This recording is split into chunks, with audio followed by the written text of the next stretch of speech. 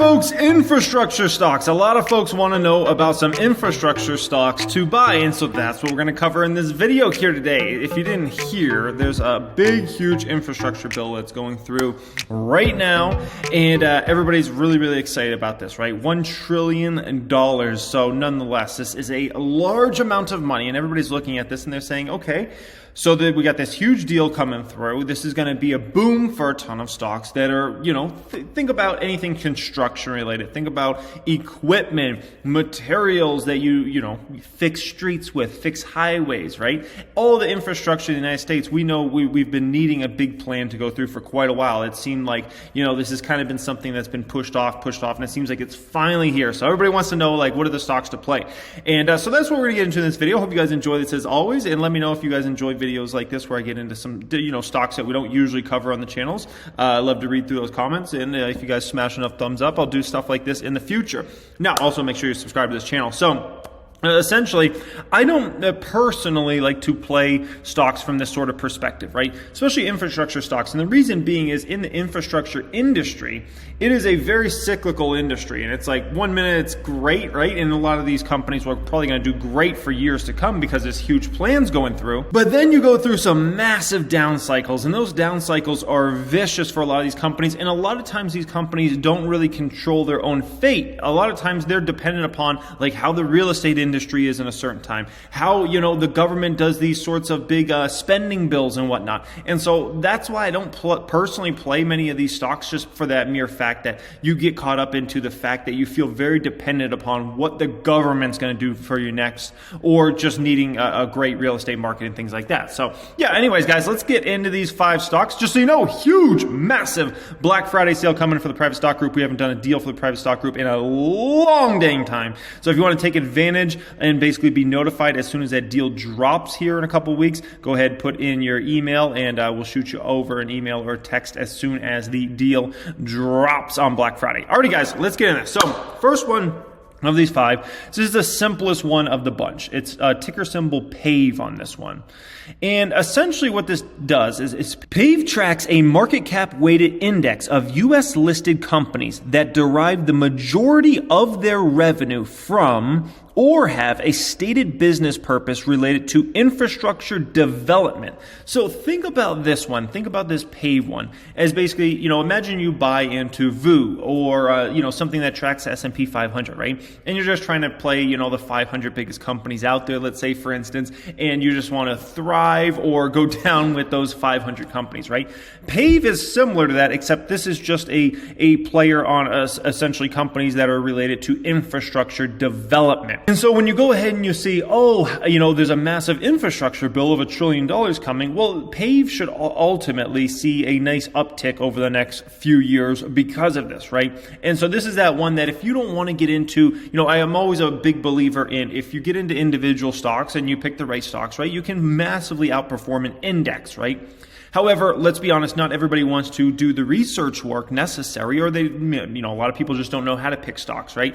Or what they're doing, how to read balance sheets, income statements, earnings, those sorts of things, right? And so a lot of people don't understand that, and so they don't want to go the route of picking a bunch of different stocks and try to outperform the indexes. So if you don't want to do that, fair play. You can buy something like PAVE, and if, these companies thrive over the coming years, likely this ETF will thrive as well, okay? And so, yeah, that's the simplest one of these 5 by a mile. Next one up here, number 2 of the bunch, is Caterpillar. CAT is the ticker symbol on this one. So you probably know Caterpillar because they're the biggest big dog company out there when it comes to selling construction equipment.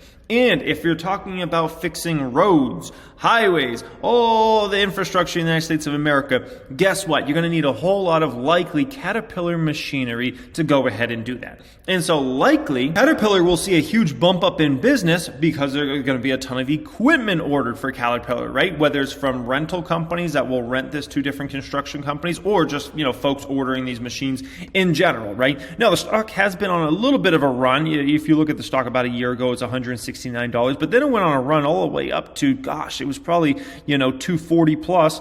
Then it had a huge dip down all the way down to about 180, 185, and now it's had another run up to 214 where it's trading at today. It's over $100 billion market cap on this one, as you would expect for a big dog. Caterpillar engages in the manufacture of construction and mining equipment, diesel and natural gas engines, industrial gas turbines, and diesel electric locomotives. The company's been around for about ever, and they're a beast that's not going anywhere in terms of it's not like they're going to go ahead and be replaced tomorrow or something like that, okay? Now, this is something important to remember, and this is where you kind of get into the danger or the opportunity when it comes to investing in individual stocks versus something like, the first one we looked at, which was PAVE, which, is basically just kind of an ETF play on the whole thing, right? So when it comes to Caterpillar, it's like, wow, this could see a huge boom in business from all this equipment that's about to be ordered over the coming years. However, remember, a lot of their business comes from China, right? Asia Pacific's a big region for them, but China specifically, and the CEO as recent as last year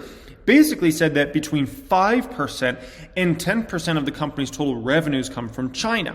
Now, why does this matter? Well, we've heard a lot of rumblings about the current real estate market in China being no bueno, okay? And so if that's a situation that plays out, then maybe Caterpillar's business is going to be hurt in China in the short term. So maybe, some of their business in China goes down. Meanwhile, you got the United States doing better. And the question is, what helps things out more? I would say it probably matters more because North America is by far and away their biggest market. And so if their biggest market is going to have a spending spree over the coming years, ultimately more good is done from that than bad is done from that in terms of China being in a tough spot with their construction market in the short term. So yeah, Caterpillar absolutely is one that can definitely be a beast, okay? But like I said, this was very recently.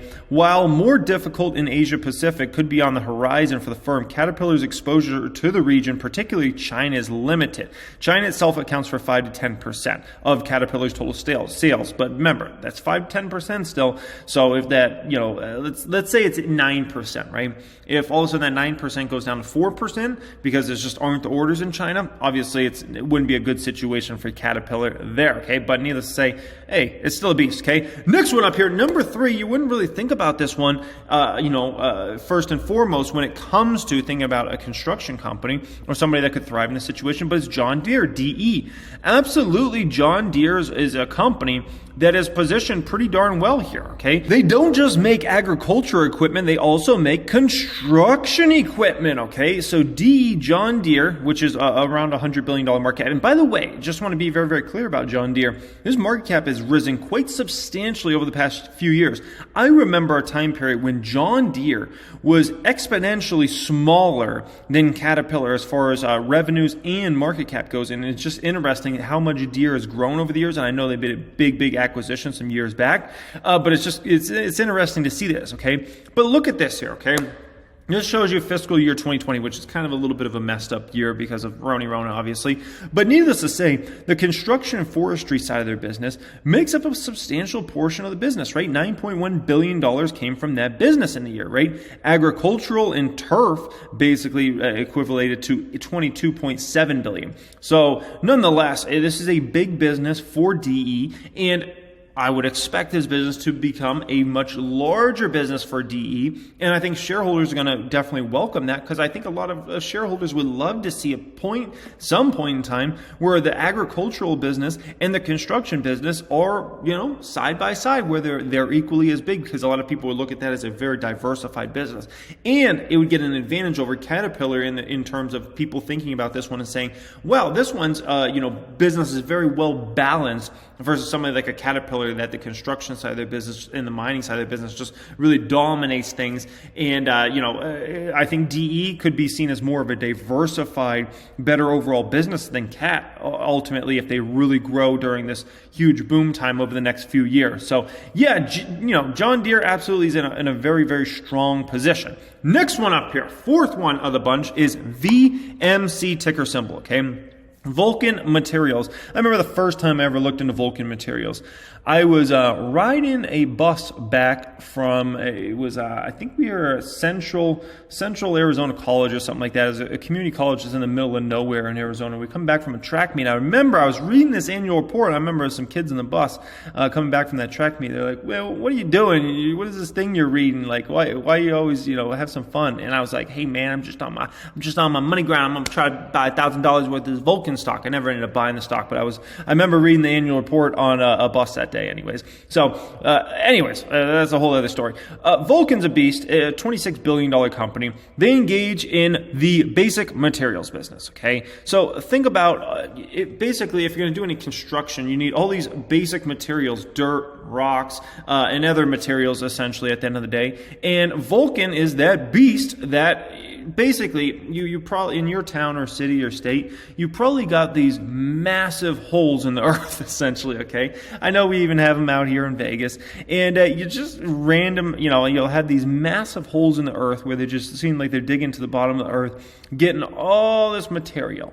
And essentially, Vulcan is the biggest player pretty much out there when it comes to this business model. So whenever you see this type of activity, think of Vulcan Materials. And without a company like Vulcan Materials, good luck building anything, good luck doing any infrastructure without a company like Vulcan Materials, okay? And they are a dominant player in this market. And so, yeah, needless to say, this is a company that's going to likely thrive in this sort of environment.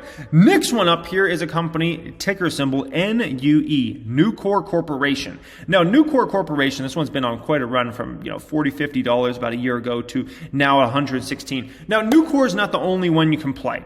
Basically, Nucor, out of Charlotte, North Carolina, is a manufacturer of steel and steel products. Now, there's a lot of different steel companies you can play out there. There's U.S. Steel and a ton of others, okay? So you don't have to play Nucor. However, at the end of the day, if there's a big infrastructure bill like we have coming, likely this business model is going to thrive as much. Now, the steel makers are probably my least favorite of the bunch. I would much rather be in Vulcan Materials. I would much rather be in John Deere, Caterpillar, or just the PAVE in general, right? However, we can't deny the fact that it's very, very possible that steel companies can be in a very, very good spot, and especially with the increase in price that we've seen in the steel market over time, and especially for the fact that there's still these massive tariffs on. I don't know if you guys knew, but a lot of the Trump era basically tariffs are still on, okay? So it's not like, when the Biden folks came in, they're like, oh, we're taking off those tariffs. No, most of those tariffs are still on. And so a lot of the American steel makers and steel manufacturers are actually in a pretty decent spot. Now, the thing I don't like about the steel industry is, man, I spoke to you guys at the beginning of this about,